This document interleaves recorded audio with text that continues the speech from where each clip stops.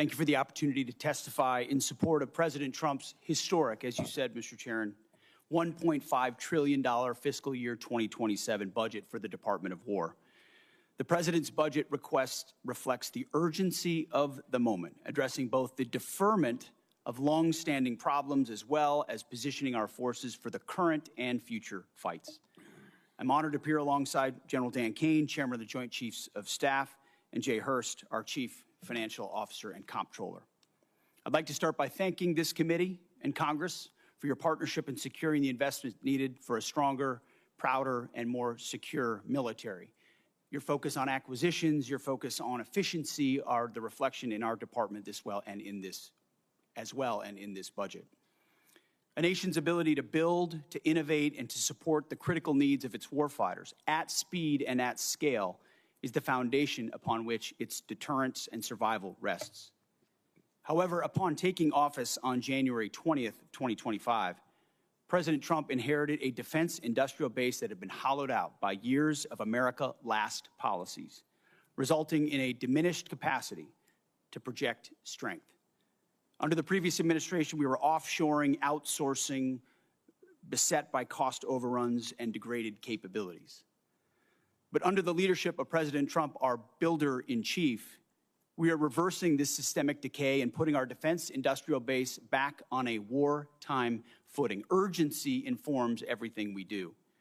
We're rebuilding a military that the American people can be proud of, one that instills nothing less than unrelenting fear in our adversaries and inspires historic morale and recruiting in its ranks.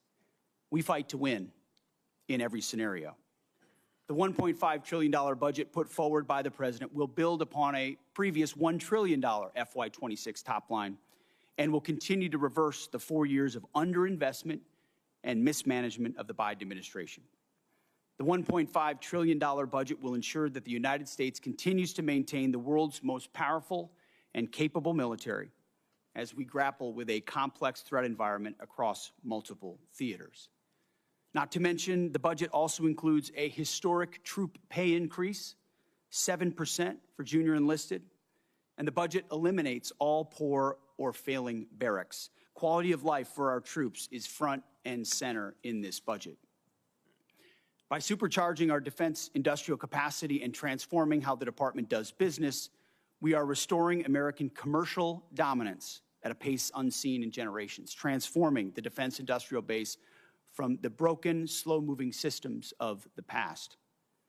We have flipped the Pentagon acquisition process from a bureaucratic model to a business model, decisively moving from an acquisitions environment paralyzed by bureaucratic red tape into an outcomes-driven organization focused on delivering the most for taxpayer dollars. Over the past year, through historic multi-year procurement agreements that this committee supported, we've cut smart business deals that have sent unambiguous demand signals to industry to build more and build faster. The result has been a surge, a revitalization of our great American factories and a massive reinvestment in the skilled American workers who serve as the industrial muscle behind our warriors. You're a war criminal. You should be arrested. What you're doing is despicable. The American people do not want to go to this war. We don't want to fight a war for any people. This is unacceptable. Further interruptions of our hearing will be treated in like manner. We appreciate the First Amendment rights of Americans to express themselves, but disruption of this hearing will not be tolerated. So, Mr. Secretary, you may continue. I'll briefly provide some concrete high-level metrics of what we've accomplished over just the past few months. These are announced new facilities and investments to support American warfighters. The department has helped stimulate more than 250 private investment deals in 39 states, 180 cities, in 150 companies worth more than $50 billion. It's resulted in 280 new or expanded facilities, more than 18 million new square feet of American manufacturing, and more than 70,000 new jobs. These $50 billion in investments in new plants, new assembly lines, and new factories are private investments, not taxpayer dollars. By completely transforming our department's business model, American companies are investing in America with their own dollars, a historic demonstration of American manufacturing and defense revitalization, all with their money, not Uncle Sam's. This has never been done before and is long overdue, from a bureaucratic model to a business model. These investments equal great things for America, for American families, and American workers, to ensure that our warfighters have everything they need, all American-made. Together with the help of the policy updates and appropriations passed by Congress, President Trump's War Department has begun to turn the lights back on in our manufacturing towns across this country, forging a lethal arsenal of freedom. Every policy we pursue, every budgetary item we request serves to ensure that this department remains laser-focused on increasing lethality and survivability from the front lines to the factory floor. This is a historic budget, as you said, Mr. Chairman. This is a fiscally responsible budget, and this is a warfighting budget. Speaking of warfighting, the topic of Iran, I'm sure, will come up often today, which I welcome. I look forward to sharing the incredible success of our military effort achieved in a matter of weeks. President Trump has the courage, has had, unlike other presidents, to ensure that Iran never gets a nuclear weapon and that their nuclear blackmail never succeeds. We have the best negotiator in the world driving a great deal.